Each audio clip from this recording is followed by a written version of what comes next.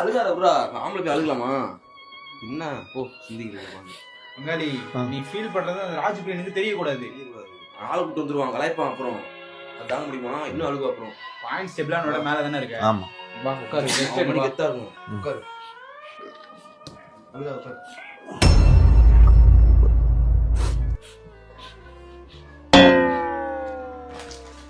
எடுப்பாங்க. Tip tip tip tip கொசு ஓராது. இது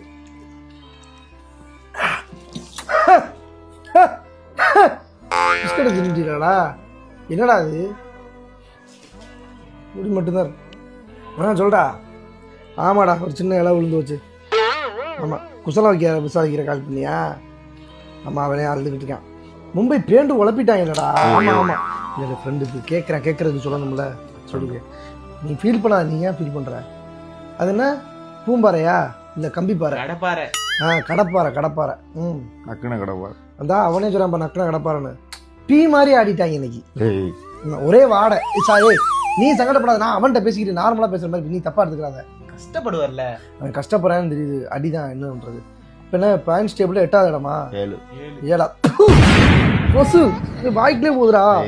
நானும் பேசுவேன்டா. அதனடா இது அபிமாசா, இது மாட்டு வீடு கொசு மாட்டு இருக்காது. மாட்டுக்கடா போட மாசா இது மாட்டோம் ரொம்ப. ஹலோ, சொல்லுங்க. ஆமாம், நீங்கள் கலாய்க்காதீங்க. மும்பை நமக்கு சிநேகிதங்க, அதனால் அவங்கள கலாய்க்கிற வேலையில். ராஜ்பிரியன் தெரிஞ்சுன்னா அப்புறம் செருப்பை கட்டி அடிச்சு போடுவேன். செருப்பை பீல தொட்டு அடிப்பாங்க.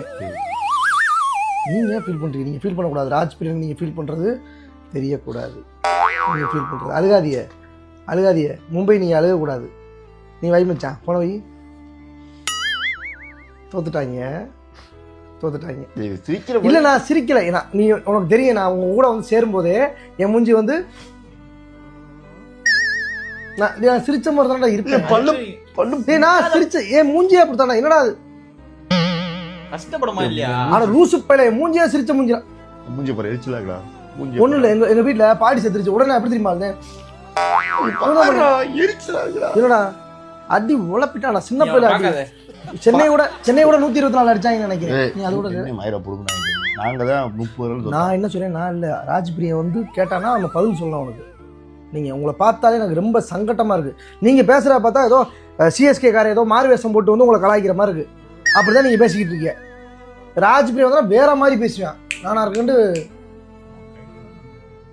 உள்ள இருந்தே கலாய்க்கணும்டா. அவன் சொல்லுவேன், உங்களை உள்ள வந்து கலாய்ப்பேன் அவன்.